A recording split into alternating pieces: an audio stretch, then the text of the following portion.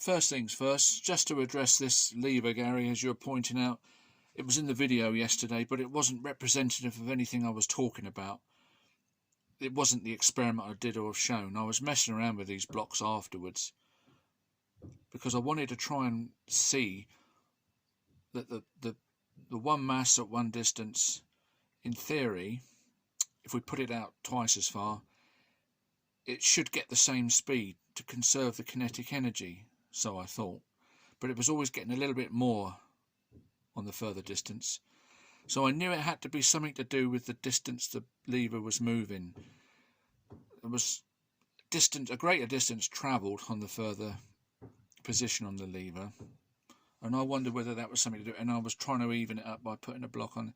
I couldn't get to the bottom of that. I'm not quite sure what it is. Whether it's something to do with the amount of distance that the lever moves, because as we know, work is force times a distance, and we're only getting a little bit of distance here, but we're getting a lot more distance of movement there.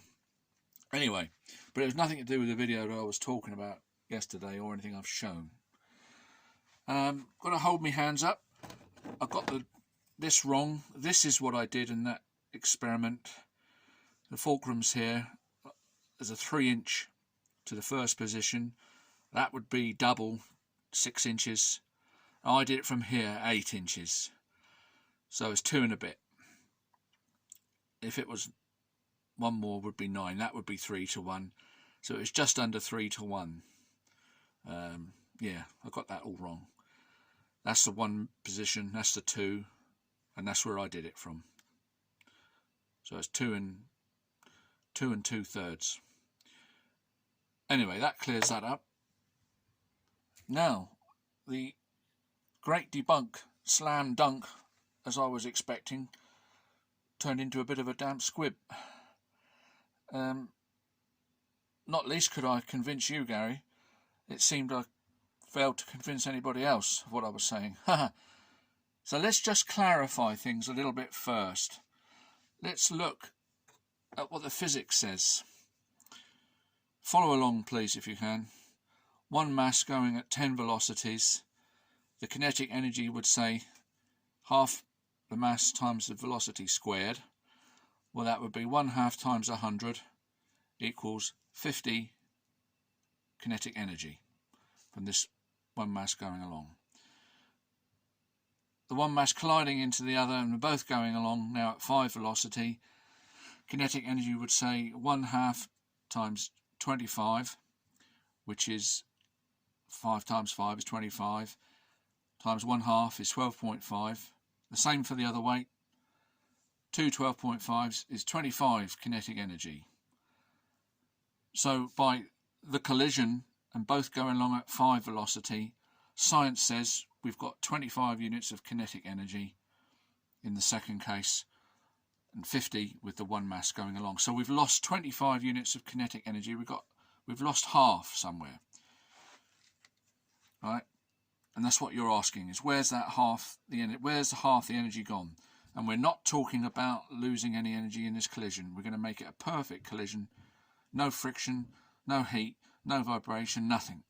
And yet there is still half the kinetic energy left. I take it, I'm sure this is what science says. This is, the facts.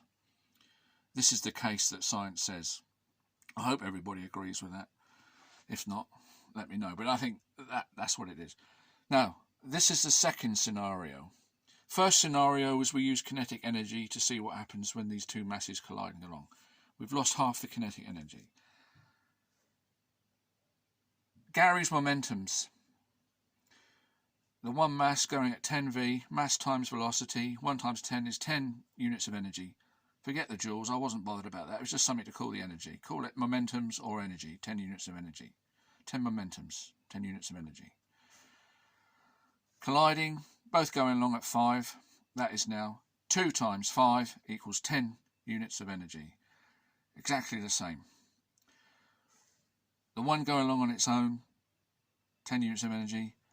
By colliding into the second and going along, we've lost no energy there. There's 10 units of energy.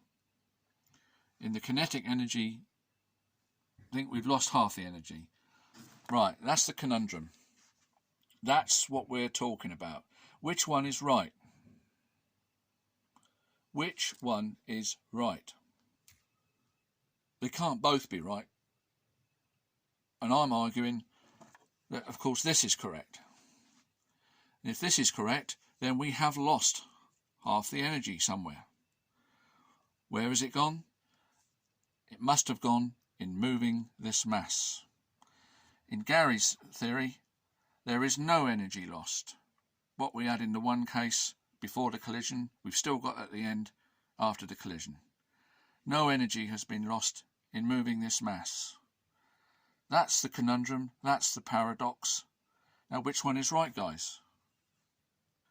Here's another way to think about it. Say I'm pushing this mass from this position to this position. I'm doing an amount of work. Let's call it, for argument's sake, 10 units of energy to push it from here to here. If I push it from here to there, that's another 10 units of energy. That's 20 units of energy. Now let's say that I now push this weight from here to there. They can join, and I've done 10 units of energy to get it to here, and now I push them both a further distance. Well, it's another 10 units of energy each. So I'm pushing them both along. That's 20 units of energy, plus the first movement, which was 10.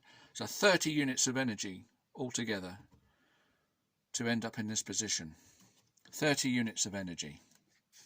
Now, let's say, for argument's sake, that we're in space. There's no friction, there's nothing. And I can impart the 10 units of energy as an impulse. Bang. And it flies off through space to there. Nothing to stop it, no friction. I've still used the 10 units of energy, haven't I, to give it the impulse. Now let's say that at that point it collides, boom, 10 units of energy, it collides onto this one, and they both go off at the half velocity to the second position, and they've got the same energy now. They've still got the 10 units of energy, according to Gary's momentums theory, haven't they? They've not lost anything. So what we're saying is if we can engineer that situation on Earth, forget it was in space, a friction-free environment, what Gary is saying is that this mass can be moved for no cost of energy. If we push this one to there and then push them both to there, what was that, 30 units of energy?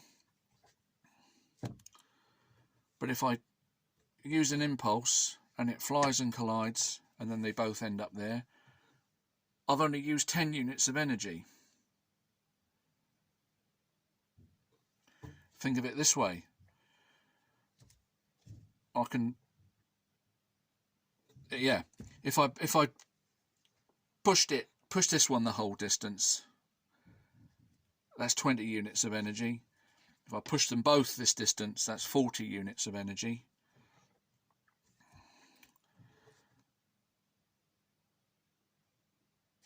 Tell a lie.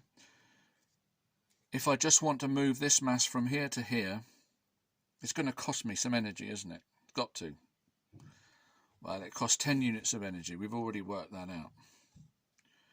If I tap it, it's 10 units of energy, and it's done it. Great. If I tap this one, I've used 10 units of energy.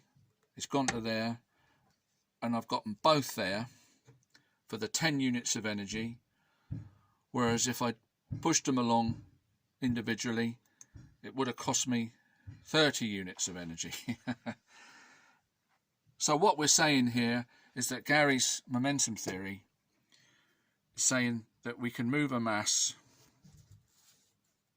for no cost in energy, because we've got the same at the end as we did at the start. Now, this is what physics says. We must lose half the energy and forget the friction.